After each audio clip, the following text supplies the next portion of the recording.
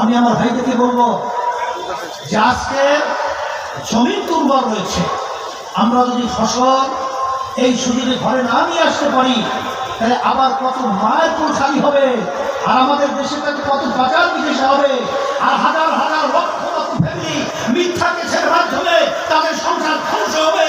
এটা কি আমরা দেখতে চাই?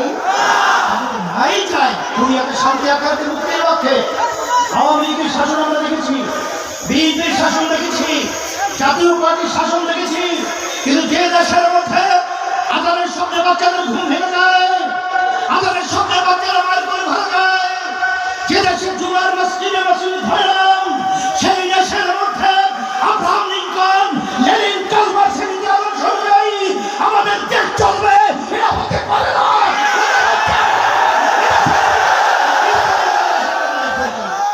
এই জন্য আমি সকলকে আহ্বান জানাচ্ছি যে আসেন, যে আমরা তো বহুবার বহু দলকে বহু নীতি আদর্শের লোকদেরকে আমরা ভোট দিয়েছি, কিন্তু আমাদের কান খেতে দেওয়ার কর্তৃত্ব ছিল, তাদের মাধ্যমে আমরা পেয়েছি।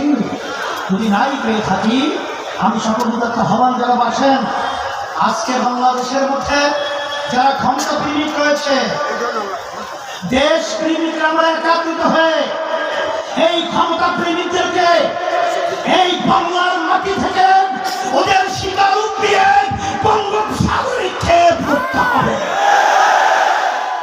সেই হিসাবে ইসলামী আন্দোলন বাংলাদেশ, আপনারা দেখেছেন যে আলহামদুলিল্লাহ আপনাদের ভয় ইসলামের পক্ষে একটা বাক্স, এবং যারা দেশপ্রেমিক রয়েছে তাদের সকলকে নিয়ে আমরা দেশকে গড়ার জন্য, স্মরণে দেশ তৈরি করার জন্য, আর মায়ের কল্যাণ খালি না হয়, আমাদের দেশে টাকা বিদেশে পাচার না হয়, আর আমার সন্তানগুলোকে আর এতিম হতে না হয়, আর বন্ধ হতে না হয়, আর আইনা ঘর তৈরি না হয়, এর পরিবর্তনের জন্যই নীতি আদর্শের নাম হলো ইসলাম। আর পিয়ার পদ্ধতি নির্বাচন আপনারা শুনেছেন যে এর মাধ্যমেই বাস্তবতা হলো প্রতিটা ভোটারের ভোটের মূল্যায়ন হবে। 35% ভোটের মাধ্যমে দেশ পরিচালনা করেছে, 65%, 70% মানুষের ভোটের কোনো মূল্যায়ন হয় না।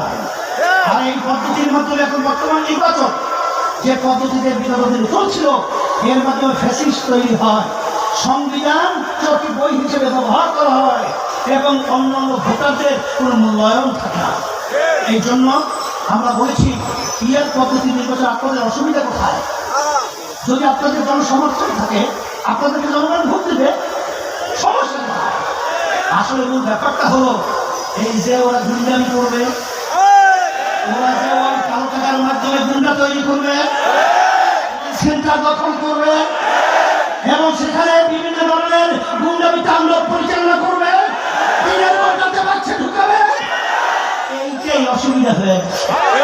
এটা এখন বাংলাদেশের মানুষ কিন্তু সজাগ, এখন তার ঘুমন্ত নয়। জুলাই চেতনা বাস্তব দেখেছেন, সেই বাংলাদেশের সবচেয়ে দুনিয়ামুখী যে শিক্ষা প্রতিষ্ঠান রয়েছে ভার্সিটিতে, সেই জুলাই গণ অভ্যুত্থানের তারা আজকে বহির প্রকাশ সিলের মাধ্যমে প্রকাশিত হয়েছে। এরপরে আপনাদের ঘুম ভেঙে নাই, আপনারা জেনে রাখেন। আর এই বাংলাদেশের মধ্যে আমাদেরকে বোকা পেয়ে ধোকা দিয়ে, আর বারবার কালো টাকার দৌড়াতে গুন্ডামি করে, আর কখনই আপনারা ক্ষমতায় যাবেন এই সত্য ভুলে যান।